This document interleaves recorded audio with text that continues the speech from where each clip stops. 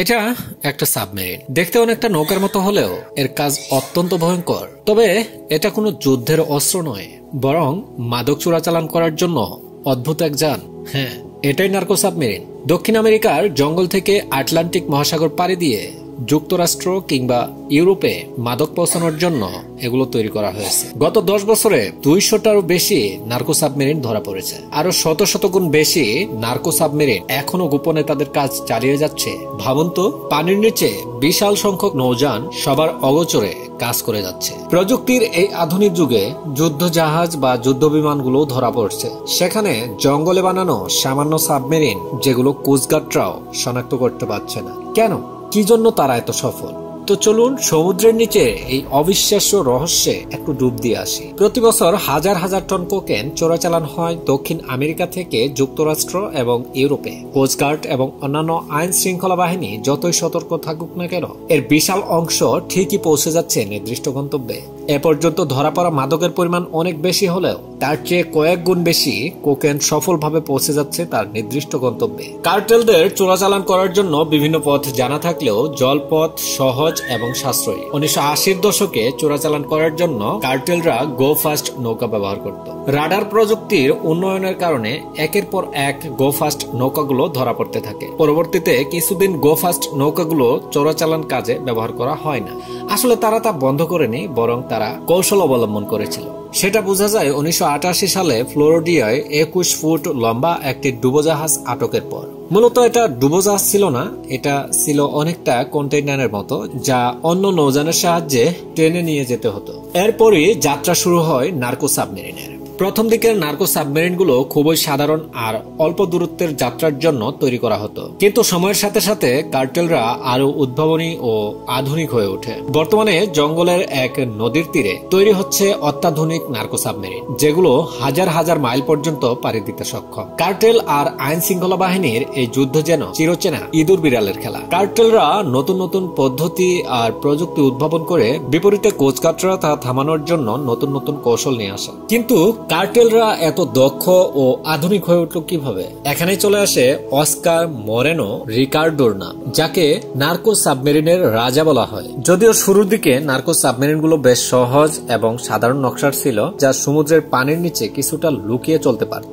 Submarine গুলোর মাথা থাকতো পানির নিচে এবং রং এমন ভাবে করা হতো যা দেখে সহজে শনাক্ত করা যেত না। এগুলো ছিল 46 ফুট লম্বা, যা সমুদ্রের পানির নিচে কিছুটা লুকিয়ে চলতে পারত। তবে এটা রাডার বা অন্যান্য ডিভাইসকে ফাঁকি দিতে পারত। নার্কো সাবমেরিন গুলোর বাইরের তুলনায় ভিতরের অবস্থা ছিল একদম অসহনীয়। সাবমেরিনের ভিতরে 3টা বগি থাকতো, পিছনের অংশে থাকতো ইঞ্জিন এবং সামনে থাকতো কার্গো বগি, যেখানে 7 থেকে 8 টন কোকেন রাখা হতো। মাঝের বগির সংকীর্ণ জায়গায় থাকতো 5 থেকে 10 জন ক্রু সদস্যরা। এ যাত্রা তাদের জন্য মোটেই আরামদায়ক ছিল না। দিনরাত ঘন্টার পর ঘন্টা তারা এখানে বসে থাকতো। কিন্তু এই অবিরত যাত্রা থেমে যেত যদি কোস্টগার্ডরা কোনোভাবে এটা বুঝতে পারে।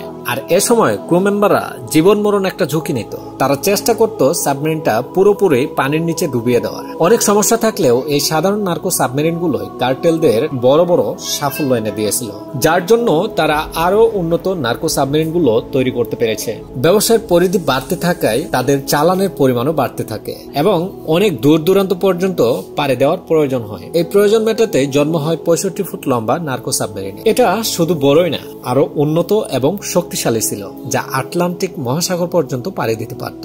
এই সাবমেরিন গুলো প্রথম পর্যায়ে নার্কো সাবমেরিনের চেয়ে বড় হলেও ক্রু মেম্বাররা আরামে থাকতে পারত না। ঘুমানোর সময় তাদের একমাত্র সঙ্গী ছিল প্লাস্টিক ব্যাগ অথবা শক্ত ফাইবারের গ্লাসের মেঝে। খাবার বলতে ছিল এনার্জি বার, চাল এবং স্যাডিনের ক্যান। শৌচাগারের পরিবর্তে ব্যবহার করতে হতো প্লাস্টিকের ব্যাগ। সমুদ্রের উত্তাল ঢেউ আর কোস্টগার্ডের নজরদারির মধ্যেও এই সাবমেরিন গুলো তাদের লক্ষ্যের পথে চলতে থাকতো দিনের পর দিন। কিন্তু সবসময় সবকিছু পরিকল্পনার মতো হয় না, মাঝে মধ্যেই ঘটতো ভিন্ন ঘটনা। কয়েক বছর আগে এক নার্কো সাবমেরিন আটলান্টিক মহাসাগর পাড়ি দেওয়ার সময় জ্বালানি ফুরিয়ে যায়, যার জন্য 2 সপ্তাহের যাত্রা 1 মাসের আকার ধারণ করে। এর মাঝে তারা চেষ্টা করে কার্টেলদের সাথে যোগাযোগ করতে, কিন্তু এখনো তারা ব্যর্থ হয়। শেষমেশ তারা চেষ্টা করে সাবমেরিনটা ডুবিয়ে দেওয়ার, কিন্তু তাতেও তারা ব্যর্থ হয়। এক পর্যায়ে তাদেরকে কোস্টগার্ডরা ধরে ফেলে। এখানেই কার্টেলরা থেমে যায়নি। এরপর তারা তৈরি করে আরো শক্তিশালী এবং আরো আধুনিক নার্কো সাবমেরিন স্নরকেল।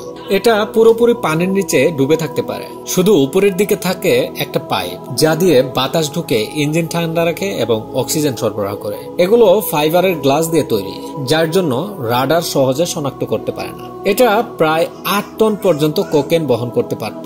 অবাক করা ব্যাপার, এটা এতটাই গোপনীয় যে কোকেন বহন করার সময় এখন পর্যন্ত একটাও ধরা পড়েনি।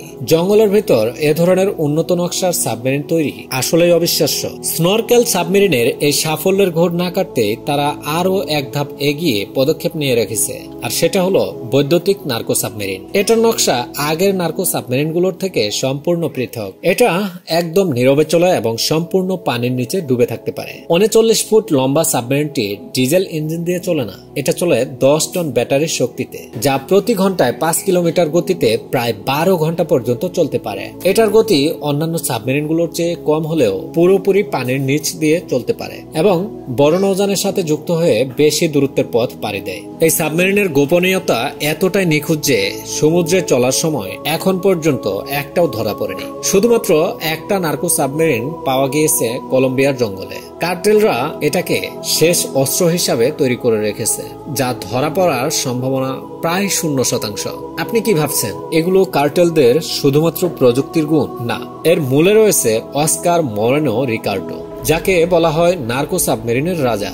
জঙ্গলের গভীরে লুকানো শিপইয়ার্ডে অস্কার বানাতো এমন সাবমেরিন যা হাজার হাজার মাইল পাড়ি দিতে পারত। তার সাবমেরিন গুলো ছিল কার্টেলদের সাফল্যের চাবিকাঠি। কিন্তু সবকিছুর শেষ আছে।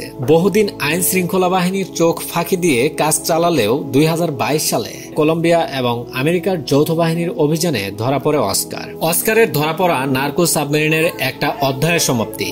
এর মানে এই না এখানেই শেষ। সে অবশ্যই তার অগণিত শিষ্য তৈরি করে রেখেছে যারা গোপনে এখনো কাজ করে যাচ্ছে। এভাবে কার্টেলরা নতুন নতুন প্রযুক্তি নিয়ে আসছে, আর কোস্টগার্ডরাও উন্নত নজরদারি আর বুদ্ধিমত্তা ব্যবহার করে কার্টেলদের অন্ধকারের যুদ্ধ থামানোর চেষ্টা চালিয়ে যাচ্ছে।